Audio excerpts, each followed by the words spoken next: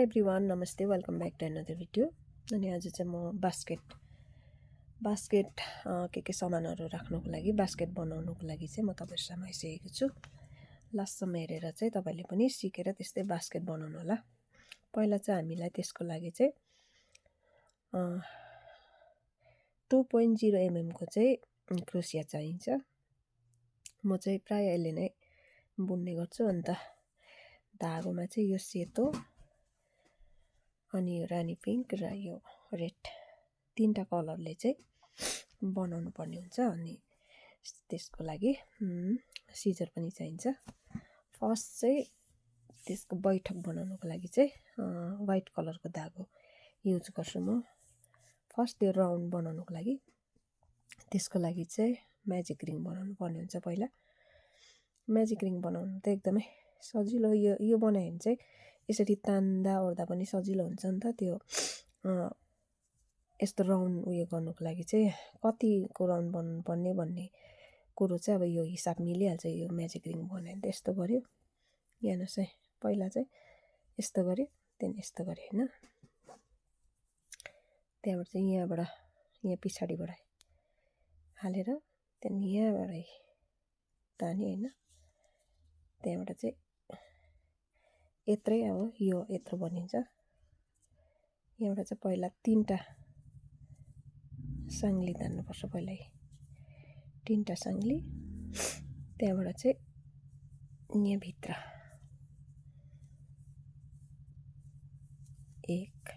13वटा बनाउनु पर्ने हुन्छ। यो भित्र चाहिँ 2, यो सिम्पल प्याटर्न यो त सबैले जान्दैछ। 1 2 3 4, यो डल्लै म भरेर देखाउँछु ल। 13वटा बनाएर 13वटा मैले यहाँ बनाइसकेँ। अब चाहिँ यसलाई यसरी तान्दिनुहोस्। अघिको म्याजिक बनाएको चाहिँ यही हो। यसरी तान्दाखेरि चाहिँ यो टाइट बस्छ होइन।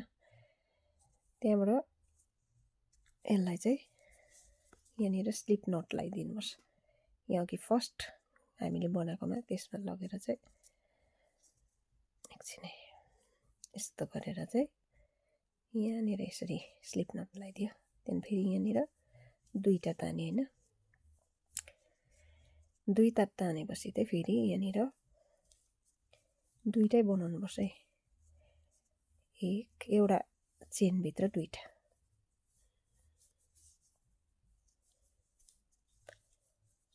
दुई, फेरि अर्कोमा हेर्नुहोस् है, यहाँनिर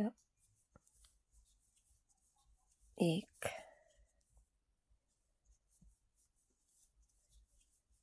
2, यसो गरेर यहाँ दुईवटा, यो सबैमा दुईवटा गरेर टोटल पहिला हामीले 13वटा लगाएको छ नि त होइन। त्यहाँदेखि दुईवटा गरेर चाहिँ 26वटा चाहिँ हामीले यो बनाउनु पर्ने हुन्छ। फर्स्ट राउन्डमा हामीले 13वटा, त्यहाँदेखि सेकेन्ड राउन्डमा चाहिँ 13वटामा डबल डबल गरेर दुईवटा गरेर चाहिँ जम्मा 26वटा चाहिँ बनाउनु पर्ने हुन्छ हामीले। त्यहाँबाट चाहिँ यसलाई फेरि स्लिप नट लगाउनुपर्छ। यहाँनिर लगेर चाहिँ यहाँनिर लगेर चाहिँ यसरी नट लगाएर जोड दिनु पर्यो। त्यहाँबाट फेरि यसलाई 1 2 दुईटा चेन तानेर त्यहाँदेखि फेरि यसलाई यहाँनिर फर्स्टमा 1, यो चाहिँ राम्रोसँग हेर्नुपर्छ है। यो थर्ड राउन्ड है, फर्स्ट सेकेन्ड थर्ड राउन्ड 1 ताने हामीले यहाँ। त्यहाँदेखि यहाँनिर चाहिँ 2 तान्नु पर्ने हुन्छ। 1 2, फेरि अर्कोमा 1, त्यहाँदेखि अर्कोमा फेरि 2। यो चाहिँ बिगार्नु हुँदैन, यसमा 2। यसो गरेर फर्स्टमा हेर्नुहोस् है, फर्स्टमा 1 गऱ्यो, त्यहाँदेखि 2, फेरि 1, त्यहाँदेखि 2। त्यसो गरेर यहाँसम्म यो थर्ड राउन्ड बनाएर देखाउँछु ल। यहाँ मैले बनाइसकेँ। यहाँनिर 1 2 1 2 गर्दै लास्टसम्म। त्यहाँबाट चाहिँ यसलाई फेरि यहाँनिर यसलाई चाहिँ फेरि जोड दिनुपर्छ। यसरी जोड्नुपर्छ। त्यहाँदेखि फेरि 1 2 3 तानेर त्यहीँनिर 1 अब चाहिँ फेरि अर्को 1 2 3 फोर्थ लाइनमा चाहिँ फेरि दुईपल्ट सिंगल सिंगल यसरी तान्यो हैन। 1 2 3 मा चाहिँ फेरि डबल गर्नु पर्यो 2। यहाँदेखिको चाहिँ मिस्टेक गर्नु हुँदैन है। यहाँ दुईपल्ट तान्नु पर्यो, यहाँनिर 3 पल्ट। यहाँ हेर्नुहोस् ध्यान लगाएर 1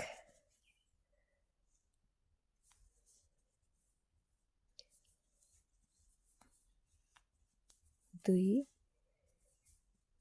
त्यहाँबाट 3 मा चाहिँ दुईपल्ट 1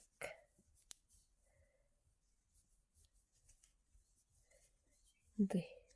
म यो सबै गरेर देखाउँछु ल। फर्स्ट 1 2 त्यहाँबाट फेरि 3 आउँदाखेरि चाहिँ डबल, फेरि 1 2 3 पल्ट आउँदा चाहिँ डबल गरेर यहाँसम्म त्यसरी ल्याउनुहोस्।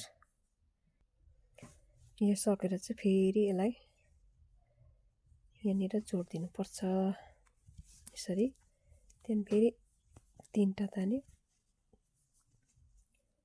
सेम अघिकै 1 तर एउटा घर बढाउनुपर्छ त्यसमा चाहिँ 2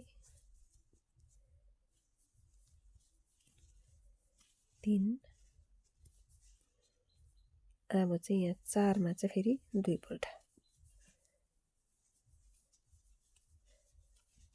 त्यसै गरेर सेम 1 2 3 4 मा 4 पुग्दाखेरि चाहिँ दुईटा, फेरि 1 2 3 4 पुग्दा डबल गरेर चाहिँ यहाँसम्म ल्याउनुहोस्। यहाँ सबै राउन्ड कम्प्लिट भयो। अब चाहिँ यसलाई त फेरि अघिकै जस्तो यसरी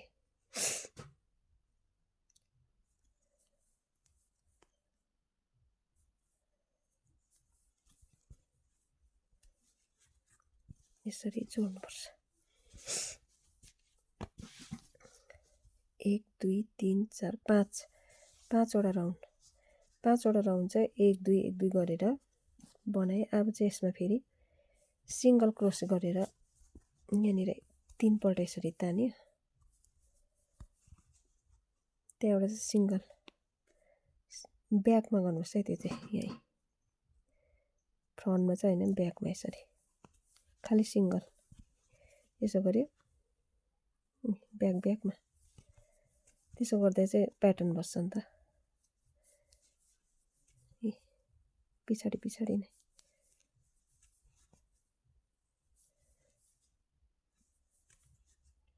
यहाँ हेर्नुहोस् राम्रोसँग सिंगल, यो चाहिँ फाइनल हो यसको।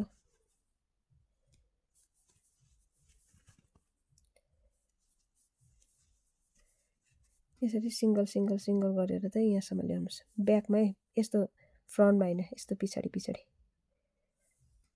म बनाएर देखाउँदैछु। एक-एकवटा सिंगल बुनेर चाहिँ कम्प्लिट भइसक्यो। अब चाहिँ यहाँनिर फेरि अघिको जस्तै यहाँ नट लगाइदिनु पर्यो यसरी। यो चाहिँ अलिक यस्तो कुप्रो परेको हुन्छ किनकि यो चाहिँ बैठक हो नि त, बास्केटको चाहिँ मुनिबाटको। अब यहाँबाट चाहिँ उकालो चाहिँ बास्केट बुन्नुपर्छ। यहाँ जस्तै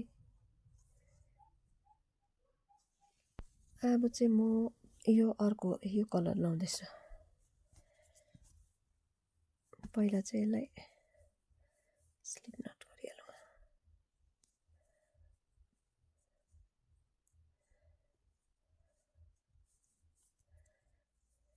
यसलाई यसरी तान्यो, त्यहाँबाट यहाँ फेरि अर्कोमा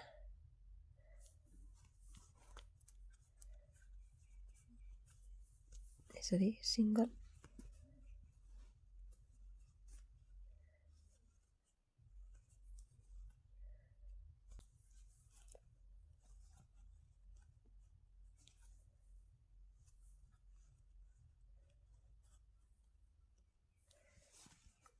यहाँ राम्रोसँग हेर्नुहोस् है, यहाँनिर यो अर्को धागोमा छिरा यसरी, त्यहाँबाट फेरि यहाँनिर यो फ्रन्टमा नगरेर ब्याकमा गर्दा राम्रो हुन्छ। यसो गऱ्यो, त्यहाँदेखि तिनवटा हुन्छ नि त होइन। फर्स्टमा एउटामा तान्यो, सेकेन्डमा दुईटामा तान्यो, थर्डमा फेरि दुईटामा तान्यो, त्यहाँदेखि फेरि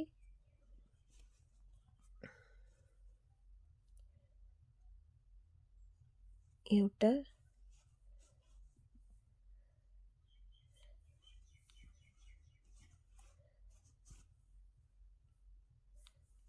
दुईटा, त्यहाँबाट फेरि यहाँनिर तिनवटा गरेर फर्स्टमा एउटामा तान्यो, सेकेन्डमा दुईटामा तान्यो, थर्डमा दुईटामा, यसो गर्दै लानुहोस् है। त्यहाँदेखि त्यस्तो चुच्चो हुँदै जान्छ नि त है। म बनाउँदै देखाउँछु ल।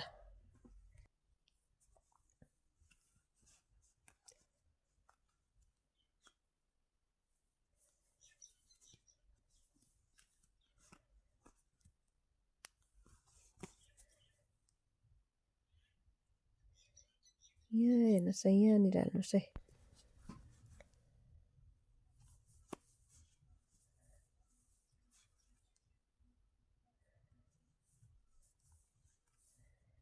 यहाँनिर हाल्नु पऱ्यो नि त। त्यहाँदेखि फेरि यहाँ हालेर यहाँ फर्स्टमा एकपल्ट, त्यहाँबाट फेरि दुई, त्यहाँबाट यसरी। यहाँ चाहिँ हेर्नुहोस् ध्यान लगाएर,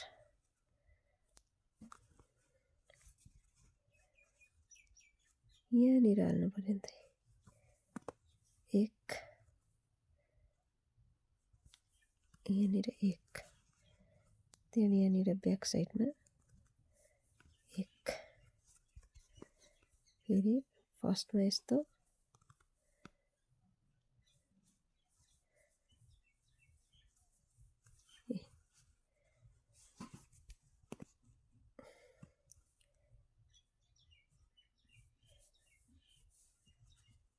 हेर्नुहोस् है राम्रोसँग।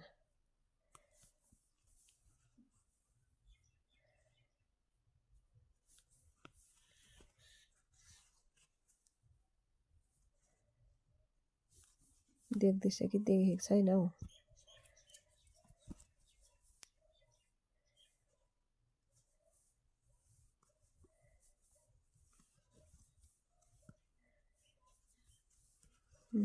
यस्तो प्याटर्न बनिन्छ है यहाँनिर।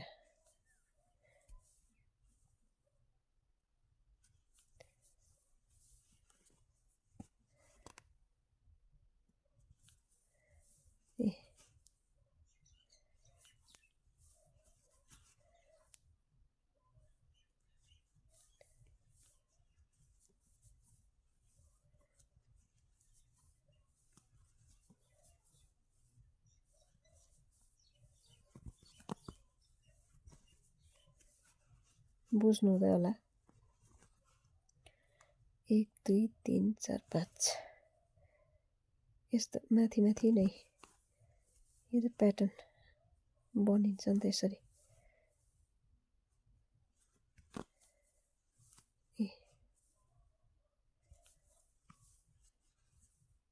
लास्टमा यहाँ हालेर फेरि यहाँ ब्याक साइडमा यहाँ एकपल्ट, दुईपल्ट, फेरि दुईटामा, फेरि दुईटा, फेरि दुईटा, दुईटा, एउटा, यस्तो बनिन्छ नि त ल। म यो सबै बनाएर देखाउँछु ल। फर्स्ट राउन्ड त्यसरी कम्प्लिट भयो। अब यसमा चाहिँ म फेरि यहाँदेखि उकालो गर्नुको लागि चाहिँ अर्को